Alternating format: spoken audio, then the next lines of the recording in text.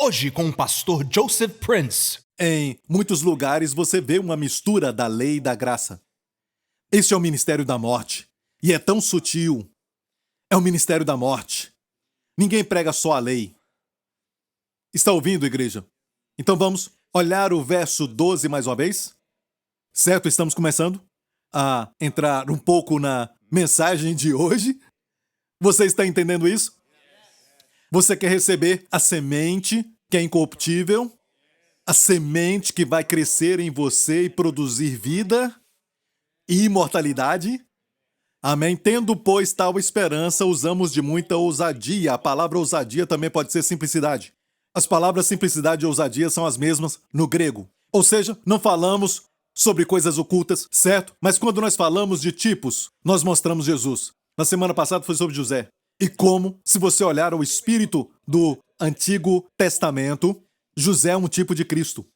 E você vê, uau, glória a Deus, como no final, os seus irmãos, os irmãos de carne o rejeitaram. Israel rejeitou Jesus, mas no final, Israel o receberá.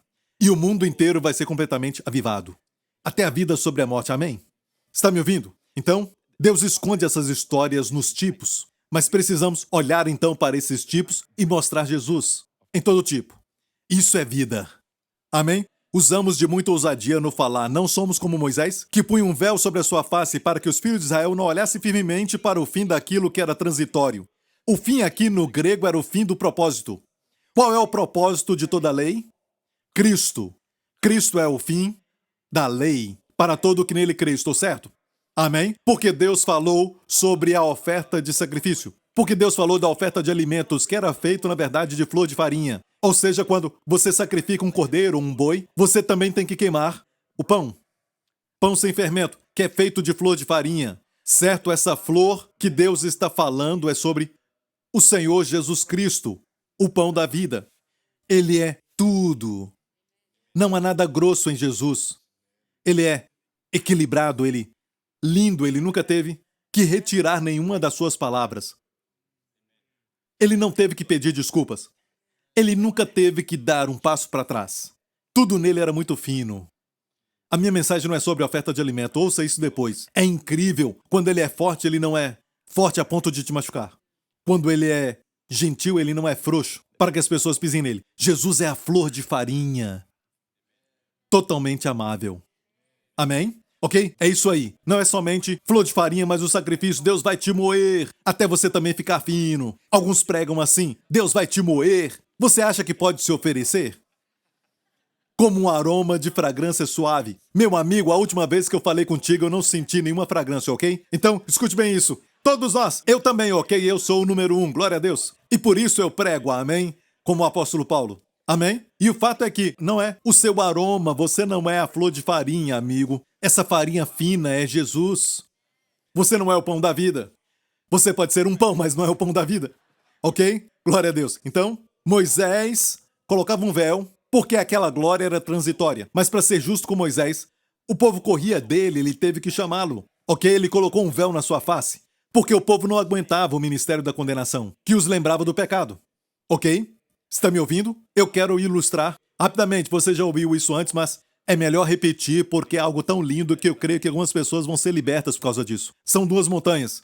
Ok? Vamos comparar. O filho é maior do que o servo. Você ouviu? Agora é mesmo, durante a Santa Ceia, certo? O filho, nós somos filhos. Mas Moisés era um servo. Jesus é o filho. A lei veio por Moisés, a graça por Jesus. A graça é maior do que a lei, você entendeu? Ok, não discuta comigo, só olha para filho e servo. Ok, olha, a Bíblia diz que o servo não fica na casa para sempre, Jesus falou, mas o filho fica. Certo? Até mesmo o bom servo tem que obedecer o filho. Certo? E Moisés fez isso. Ok? Duas montanhas. Moisés subiu a montanha e quando ele desceu, o povo corria dele. Como eu disse, Jesus foi ao Monte da Transfiguração, que eu creio que é o Monte Hermon, e a sua aparência foi transfigurada. Certo? Todo o seu ser brilhava. E quando ele desceu da montanha, leia a Bíblia, as pessoas corriam para ele. Por quê? Por causa da glória. E porque essa glória estava no rosto de Jesus? E hoje no céu, à direita de Deus Pai, a face de Jesus tem essa glória. Por quê? E por que as pessoas que eram pecadoras correram até Jesus quando ele desceu? Eu vou te falar. Porque Aquela glória não era a glória de Moisés, do ministério de condenação, mas porque essa glória estava no seu rosto, pelo fato de que ele glorificou a Deus na sua morte. Ele glorificou a Deus. Ele magnificou a lei. Ele cumpriu todas as exigências da santidade e justiça divinas por todos nós. Ele glorificou a Deus. E por isso Deus o glorificou. Certo? E a Bíblia diz que, tendo purificado os nossos pecados, ele se assentou à direita da majestade no céu. Hebreus 1, meu amigo, hoje Jesus Cristo está sentado à direita de Deus Pai, não porque ele é o Filho de Deus. Ele sempre foi o Filho de Deus, você entende? Mas não se assentou como Filho de Deus. Hebreus 1 diz, tendo purificado os nossos pecados, ele se assentou. Os seus pecados foram purificados completamente. E por causa disso, Jesus se assentou. O sacerdote da lei nunca se assentava, porque nunca acabavam a sua obra. Os pecados não eram perdoados. Todo ano tinha que sacrificar. Ok? Mas Jesus ofereceu um sacrifício que perdoa os nossos pecados, que purifica os pecados, passado, presente e futuro. E todo o povo diga, aleluia, amém? E tendo feito isso, se assentou e não vai se levantar de novo para remover o seu pecado. Quando ele voltar, ele não vai lidar com o pecado do povo. Ele já fez isso. Certo? Por isso se assentou, entendeu? E por isso a glória no rosto de Jesus. As pessoas são atraídas a ele, sabe por quê? Porque todo raio daquela glória falam que os meus pecados foram perdoados. Podemos olhar e contemplar sua presença e continuar olhando, porque todo raio é uma prova de que ele concluiu a obra. Meus pecados foram perdoados. Aleluia! Eu estou me adiantando porque a Bíblia diz que devemos contemplar a sua glória no final desse capítulo. Mas vamos passo a passo. Aleluia, eu estou ficando alegre. Perceba que havia um véu. E o próximo verso fala que hoje existe um tipo de modus operandi. De um véu também, há um véu. Como Moisés, que representa a lei, e tem um véu que vem com a lei. Pois a Bíblia diz os seus sentidos dos filhos de Israel foram endurecidos, porque até hoje o mesmo véu está por levantar na lição do Velho Testamento, o qual foi abolido por Cristo. Então tem pessoas que leem, especialmente aqueles que estão sob a lei, como os filhos de Israel estão, certo? E quando está sob a lei, lê a Bíblia, e tudo que você vê é, eu tenho que fazer isso e aquilo. Não vem Jesus. A Bíblia não é um livro de regras, mas é pão do céu para se alimentar. Amém? Não é um livro de regras, entende? Mas Pastor Prince tem que ensinar os mandamentos e estatutos, até mesmo no Novo Testamento tem alguns imperativos. Escute bem, meu amigo, escute bem, certo? A razão de Deus colocar as verdades principais primeiro, antes de falar de imperativos, é porque ele sabe que aquilo é prioridade. Se durante uma semana você não ouvir sobre graça, ou até 2 semanas, você vai desviar. Sabia que você vai cair da graça? Você vai se esquecer, porque a graça não é natural. A lei é a graça, não. Fazer o bem, receber o bem, fazer o mal, receber o mal é natural. A graça, receber o bem que você não merece porque alguém recebeu o mal, é preciso revelação para isso. Tem que estar sempre se lembrando disso. Você está me ouvindo, certo? Escute bem isso. Até em Efésios, antes dele falar sobre os estatutos, exortações e imperativos, ele fala sobre algo que dividimos em 3. No livro de Efésios, riqueza, os 2 primeiros capítulos, os capítulos do meio, caminhar, a última parte, batalha. Ou assentar, descansar, não fazer nada, descansar, depois andar. Mas você anda de acordo com o seu assentar. E depois, ficar em pé. São esses 3, certo? Você pode dividir o livro de Efésios assim, porque Deus colocou assentar e riqueza do crente primeiro. Se você não sabe quão rico você é, você não vai tratar bem ninguém. Você não vai ter uma sala especial, certo? E dar um banquete para 12 amigos. Se você não sabe que tem riqueza no seu banco. Se você não tem dinheiro no banco, você não pode andar como quem tem dinheiro. Então, nosso caminhar é afetado pelo conhecimento da nossa riqueza. Está me ouvindo? Alguém disse, Pastor Prince, você tem que somente falar o que fazer. Não, como um tempo atrás falamos sobre família, como ser bons pais, mas sob a perspectiva de quem somos em Cristo. Muitas vezes vamos e alguém diz, vamos ser práticos, gostam de ser práticos e pulam os primeiros capítulos de Efésios. Maridos, amai vossas esposas, isso é prático. Não é. Como amar a esposa? Toda mulher é diferente. Algumas mulheres não gostam de rosas, sabia disso? E no livro diz para você comprar rosas para a esposa, você compra e ela diz obrigado. Ela diz obrigado, mas não está muito alegre. Talvez ela quer que você preste atenção, talvez ela quer que você converse com ela ou que você saia com ela uma vez por semana. Então você precisa aprender como amar. Como amar? Mais uma vez, você precisa, cheio da riqueza de Deus, precisa estar descansado para Deus então te guiar aos imperativos. Você entendeu? Ok? Glória a Deus. O problema é que alguns ensinam a parte prática e eles não sabem aquilo que eles têm e não sabem tão pouco quem eles são, mas fazem para se tornar, em vez de fazer porque eles já são. Você entendeu? Você parece inteligente, então não sei se você entendeu. Você sabe? Alguns estão meditando demais. Não, eu não vi ninguém assim, ok? Eu só estou brincando. Ok, sentimentos endurecidos. Hoje, quando leem o Antigo Testamento em qualquer sinagoga, por exemplo, eles não veem Jesus. Senão, eles estariam recebendo Jesus como Messias. Mas eles leem o Antigo Testamento. Mas há um véu, a Bíblia diz que há um véu. Um véu no coração. O véu já foi tirado por Cristo, mas há um véu. Ok? Está me ouvindo? E se o véu não for tirado, não podemos ver a nossa herança. Eu vou te mostrar algo, porque Deus escondeu isso aqui. E vou te mostrar Jesus como Espírito, olha bem. Gênesis 13. Sobre Abraão, em Gênesis 13. E disse o Senhor a Abraão, depois que Ló se apartou dele.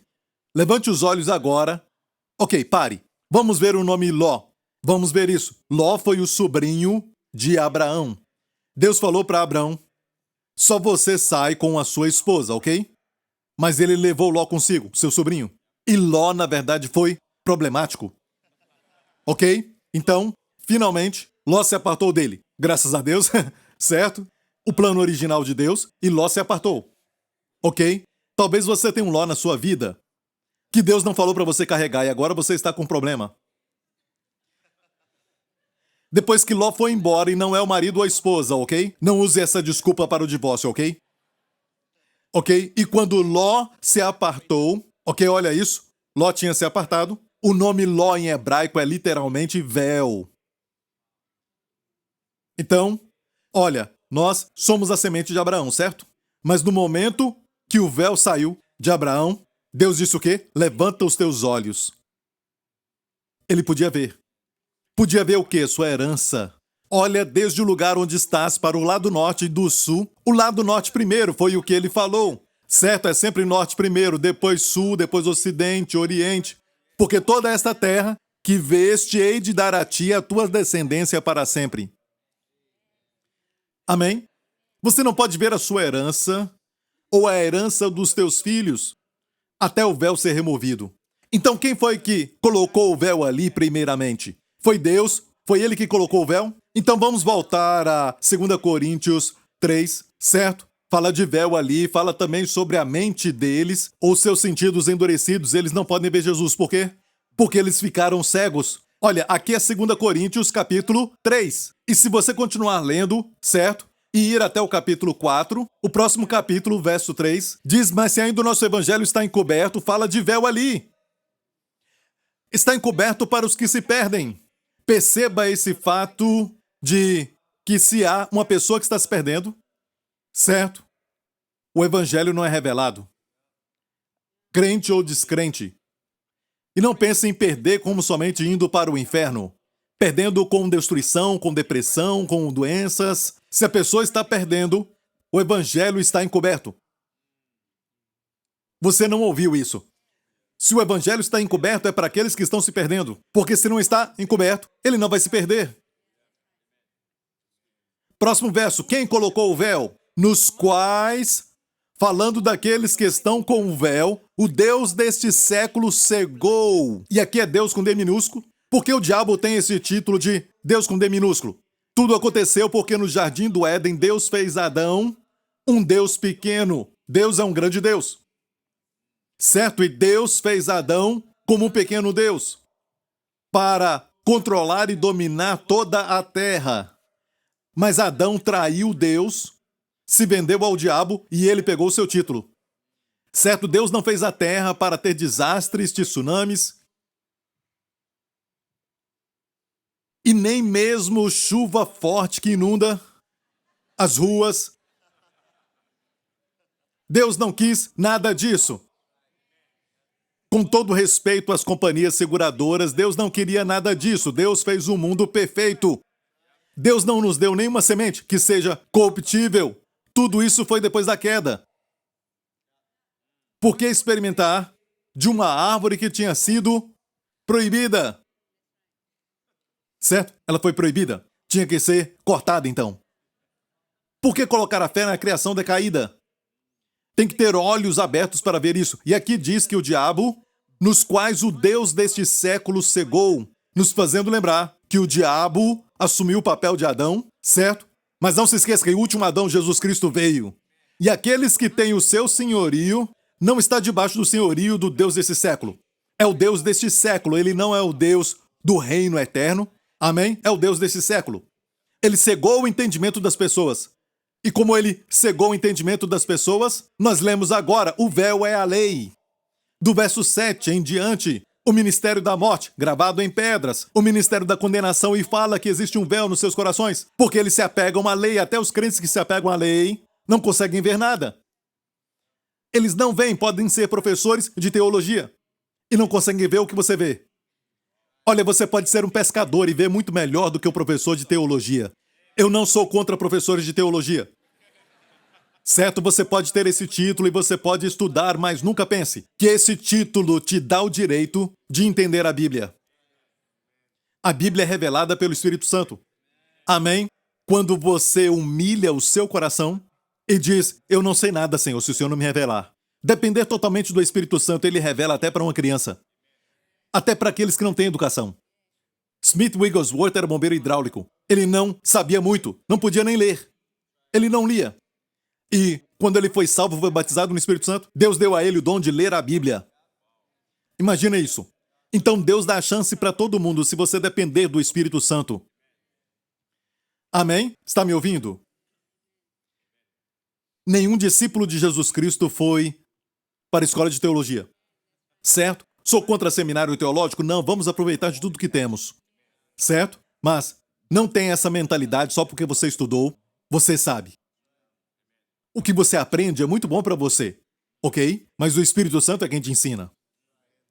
Está me ouvindo? Então, aqui diz, o Deus deste século cegou o entendimento dessas pessoas, certo? Dos incrédulos, para que lhes não resplandeça a luz do Evangelho da glória de Cristo, que é a imagem de Deus.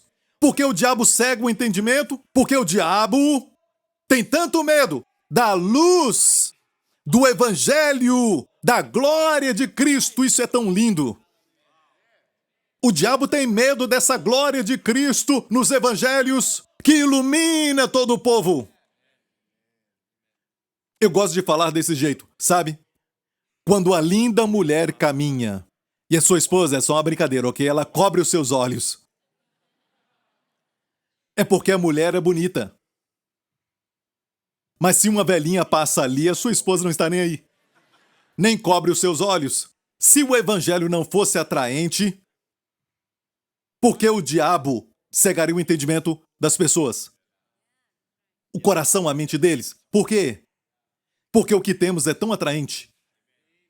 Jesus é tão atraente se o verdadeiro Jesus for pregado.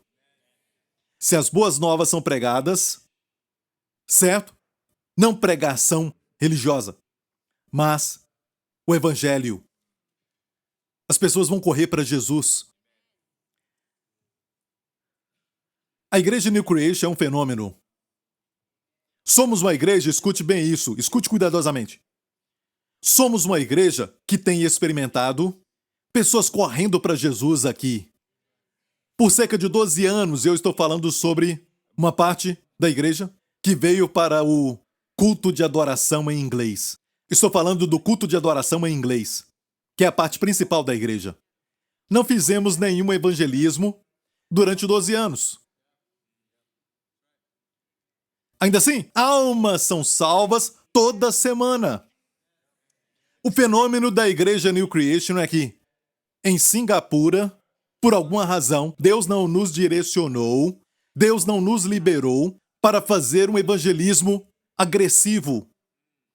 Não vamos para as ruas, não damos para vocês panfletos para distribuírem, certo? Com a minha foto, sabe? E bem-vindos à Igreja New Creation, e te mandar lá para as ruas, ir para os lugares que tem muita gente e colocar panfletos na caixa de correio. Nós não temos feito nada disso em mais de 12 anos. Antes disso, eu era muito jovem e não sabia de nada. Em vez de só pescar, temos que ouvir a estratégia de Deus. E se você pensar, pastor, mas Deus diz, eu vos farei pescadores de homens, Jesus falou, mas você sabia que a vara hoje e as coisas que são usadas para pescar hoje como iscas são coisas de antigamente? Hoje as pessoas pescam com todo equipamento moderno para que possam pegar muitos peixes. E nós também. Certo? E a Igreja New Creation não tem feito nenhum tipo de evangelismo. Ok? E se alguém me escutar e falar, pastor, eu creio que devemos ir para a rua, sair distribuindo folhetos. Bom para você, então vá em frente com isso. Se essa é a direção de Deus. Mas não é a direção de Deus para mim.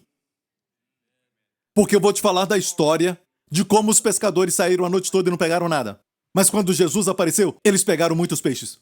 Jesus é a chave. Jesus é quem atrai. Você não deve correr atrás de peixes. Eu sinto um pouco até insultado quando escuto de pessoas que empurram o evangelho goela abaixo, como se Jesus não fosse atraente, para que atraia pessoas. Porque tentamos empurrar goela abaixo? Se você não quer, não quer. Eu desfruto de uma vida boa e eu estou falando para você sobre a remissão dos pecados. Se você quer isso, se você não quer, eu vou continuar desfrutando. Amém? E nós amamos você. Se você está perdido e quer continuar perdido, não vai nos afetar, vamos continuar sendo abençoados. Amém? Se você quer usar uma cruz na sua roupa ou em qualquer lugar que você queira, vá em frente, mas não pense por um momento que porque você está usando uma cruz, você está mais perto de Jesus. Paz, não guerra. Amém? Use uma cruz porque você acha bonito. Amém? Certo? Mas se você usar uma cruz e pensar que está mais perto de Deus, isso vai expulsar todos os vampiros e lobisomens. Então eu não vou discutir com você. E olha, pode usar, eu não sou contra isso. Usar uma cruz.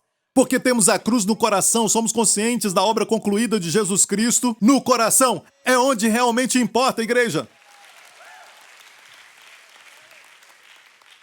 O fenômeno da Igreja New Creation aqui é um fenômeno de Singapura. Nós saímos ao mundo inteiro pregando o evangelho, sim. Nós dedicamos muito dinheiro, 10% da entrada vai para missões.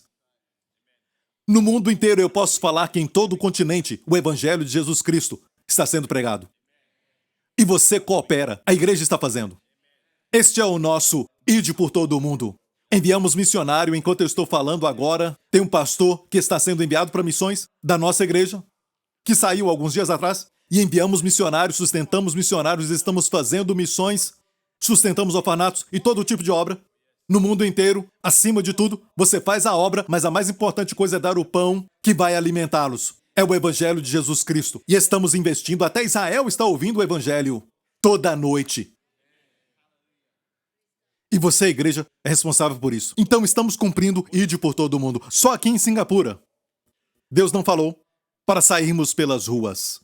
As ruas vêm para nós. Paz, não guerra. Ok? Tem sido assim na Igreja New Creation. É um fenômeno, sim. E eu dou a Deus toda a glória e todo o louvor. Não é uma pessoa, nenhum ser humano pode fazer isso. Toda a glória a Jesus. Pescaram a noite toda e nada. Jesus veio, pescaram tudo.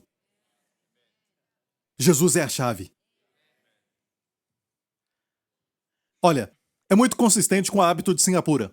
As pessoas daqui sempre encontram boa comida. Mesmo se a comida estiver sendo feita numa casa de zinco. Numa rua bem lá na roça, bem no vilarejo. Em um canto qualquer. Você vai ver Mercedes, BMW estacionado ilegalmente do lado de fora para comerem um pouco naquele lugar. Não é? Então isso é consistente com o hábito de Singapura. Glória a Deus, dê a Ele glória, aleluia. Obrigado, Senhor. Eu não estou dizendo que Você não deve ouvir Deus, eu só estou dizendo que na nossa igreja temos essa direção do Senhor. Certo? De não nos envolvermos com esse tipo de evangelismo. Na verdade, tem certos evangelismos que insultam o Senhor Jesus. Amém? Glória a Deus. E Jesus é atraente. O que temos que fazer é retirar a cegueira dessas pessoas. O diabo bloqueia os seus olhos para não verem Jesus. Por que tem tanto medo? Porque Jesus é lindo. Ele é glorioso. Amém, igreja?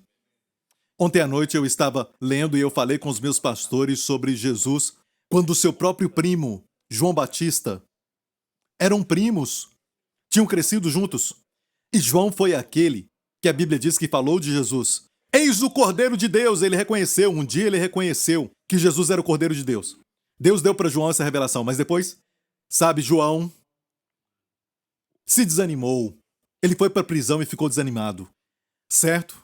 E ele enviou os seus discípulos, os discípulos de João, foram a Jesus e falaram. João perguntou, você é aquele? Ou esperamos por outro?